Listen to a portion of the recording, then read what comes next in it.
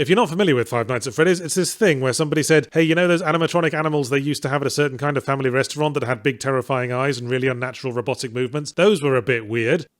Interesting point. Hey, you know that Chuck Berry single, My Ding-a-Ling? I think that song was actually about his penis. There, I can make banal observations of the patently fucking obvious too. Where's my multimedia franchise empire? Oh, I suppose I have to make an indie game about it first, one primarily designed not to be played for fun, but for hyperactive streamers to react to for the amusement of an audience for whom this never seems to get old. But anyway, speaking of things that never get old, Five Nights at Freddy's is about children getting murdered by pizza restaurant animatronics that go mad when night falls. Step 2 ?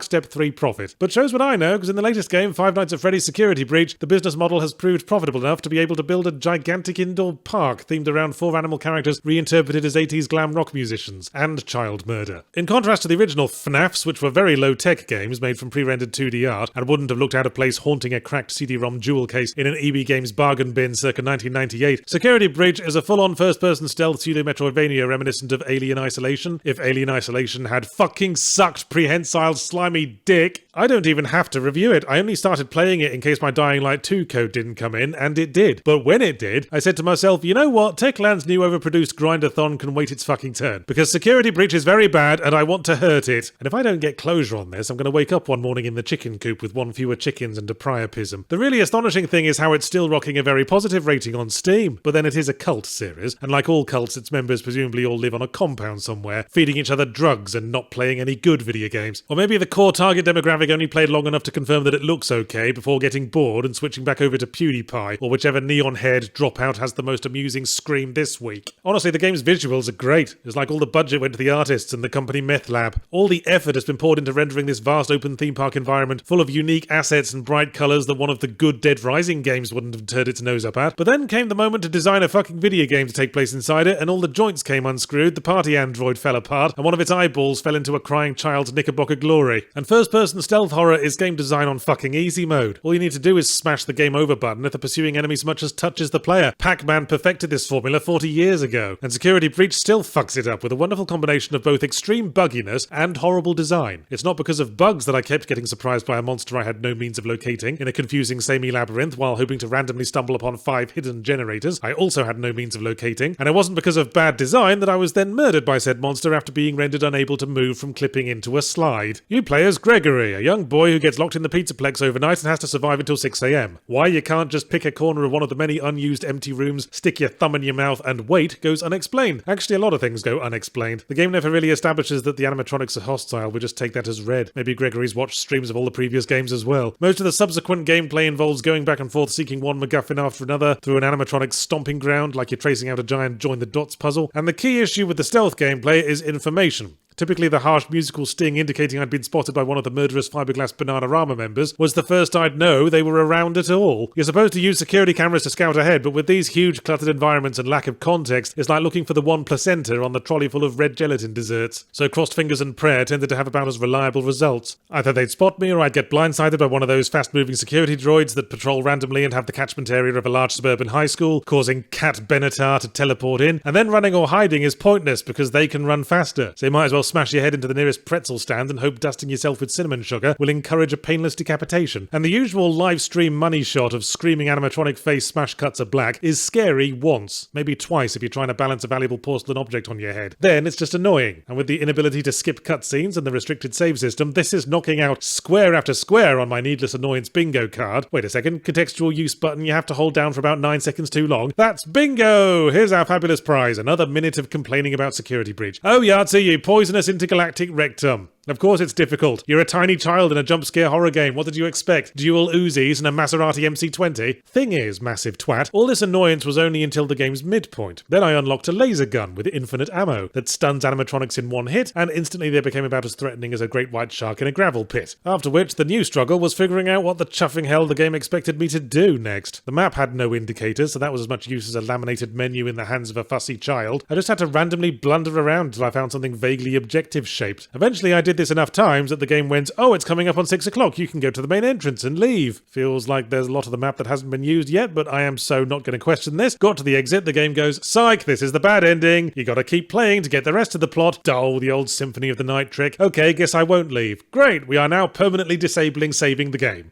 What? Why the fuck are you doing that? Are you embarrassed about the good ending or something? Are your knickers in shot at one point, so now you're going to discourage me from trying? Well, mission fucking accomplished. To say Security Breach feels unfinished would be too charitable. I don't think they got as far as measuring the door to see if it would fit. I can only assume that using jump scares to provoke funny reactions from streamers started getting old, and now they're seeing if similar results can be achieved from just annoying the shit out of them. And if that is the case, look at me falling right into the trap. I hope the sweetness of that victory covers up the taste of my dick.